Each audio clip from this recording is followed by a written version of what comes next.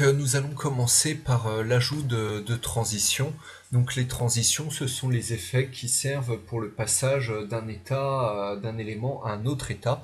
Par exemple pour changer la couleur d'un élément, changer le diamètre ou la position d'un élément. C'est assez simple. Pour signaler qu'il va y avoir une transition, on rajoute un point transition, donc qui va signaler que les attributs qui arrivent ensuite sont à gérer avec un effet de transition. Pour gérer la durée de la transition, c'est pareil, c'est également très simple. On met un point duration avec un chiffre en millisecondes à l'intérieur. En général, une seconde, c'est largement suffisant. Pour la durée, si vous voulez le faire en fonction du numéro de l'élément ou autre, il n'y a pas de souci. Ça permet de décaler des effets dans le temps ou de gérer leur fin. Le mouvement peut être géré avec ease. Donc en fait, c'est pour voir comment l'élément, quand il va se déplacer, s'il doit se déplacer, comment est-ce que l'accélération sera prise en compte. Est-ce que l'accélération sera linéaire, de manière en cercle, élastique, avec un rebond.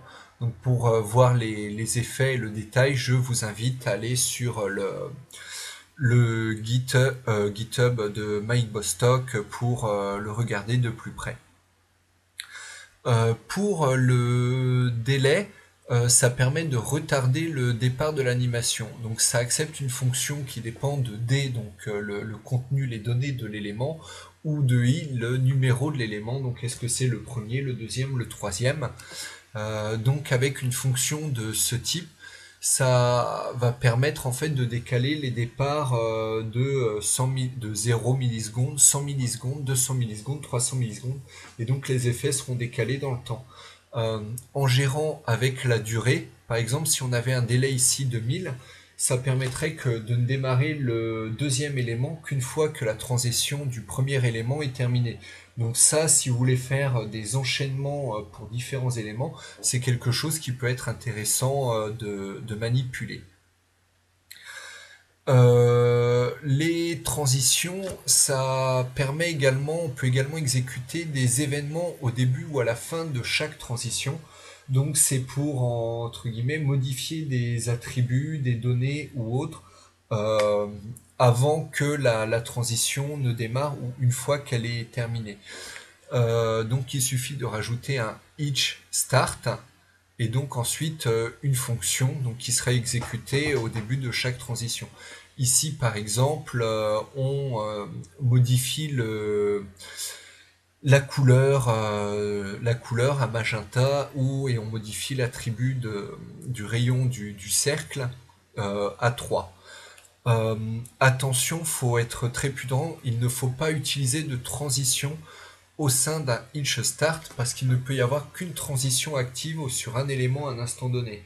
Or, comme on est déjà au sein d'une transition, le fait de rajouter une transition ici, ça va arrêter la transition en cours et surtout arrêter les transitions qui vont être sur les événements, sur les éléments suivants.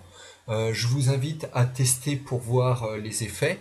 L'objectif de ça, c'est pour quand il y a des data vis qui sont interactives, vous cliquez, ça met à jour le graphique, mais il y avait déjà une transition en cours où vous continuez, vous avez le clic nerveux, vous n'arrêtez pas de cliquer, et donc il risque de déclencher des transitions qui peuvent avoir des effets contradictoires. Donc là, le but c'est d'arrêter la transition en cours pour en déclencher une autre à un instant donné. Donc c'est pour ça, retenez bien, une seule transition sur un élément. C'est une erreur sur laquelle on peut faire assez facilement. Donc soyez prudent là-dessus et surtout dans les temporisations de vos transitions. Par contre, dans le each end, donc ça c'est des événements qui vont se déclencher à la fin des transitions, une fois que toutes les transitions auront été finies. Là, il est possible de rajouter une transition vu que les transitions précédentes sont terminées. Et il est également possible de chaîner les transitions, donc de faire point transition, modifier un attribut, point transition, modifier un deuxième attribut, ce qui permet de séquencer les transitions et de décomposer le mouvement ou les changements. Donc c'est quelque chose à regarder d'assez près, suivant les effets esthétiques que vous voulez faire. Dernier point, il ne faut pas oublier de mettre à jour les échelles et les axes. Parce que si on rajoute des données, ces données peuvent être ajoutées en dehors de l'échelle précédente. Par exemple, si on allait de 0 à 500, si on rajoute un point à la coordonnée 600, il est hors du SVG.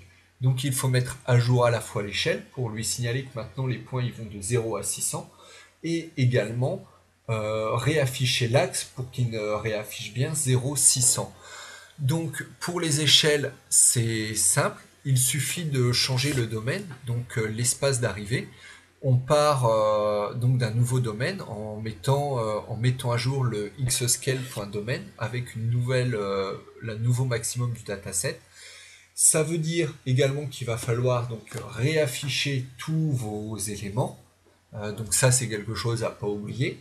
Pas seulement les nouveaux éléments entrants, mais également les anciens éléments, vu que leurs coordonnées dans l'espace du SVG ont changé. Et pour l'axe, il suffit de sélectionner l'axe, puis de le rappeler avec le call x-axis, qui lui est directement basé sur le domaine. Donc c'est vraiment tout ce qu'il y a à faire. Et vous pouvez également mettre une transition et une durée quand vous mettez à jour un axe. Donc qui est pareil, évite des effets trop abrupts. On va aller sur le code. Donc je suis reparti d'un nuage de points, le même que précédemment, à quelques détails près. On a les échelles X et Y, on a le SVG, l'affichage des cercles, c'est X et Y, R. Voilà, pas de couleur particulière. On a créé les axes X et Y. Et ici, j'ai rajouté un élément de texte P qui va permettre d'ajouter du texte. Le P, je vous montre, c'est cliquer ici pour rafraîchir. Donc quand on va cliquer, il va se passer quelque chose. Qu'est-ce qui se passe? Déjà, on récupère la longueur du dataset actuellement. J'ai fait le choix de ne pas rajouter de nouveaux éléments. Ça simplifie la gestion. On reprend à max range. On réinitialise le dataset à un tableau vide. Et ensuite, pour i qui va de 0 à la longueur de l'ancien dataset, on génère des nouvelles coordonnées new number 1, new number 2, donc qui correspondent au CX et CY. Donc on va le voir ensuite. Donc on va ici avoir un tableau de coordonnées.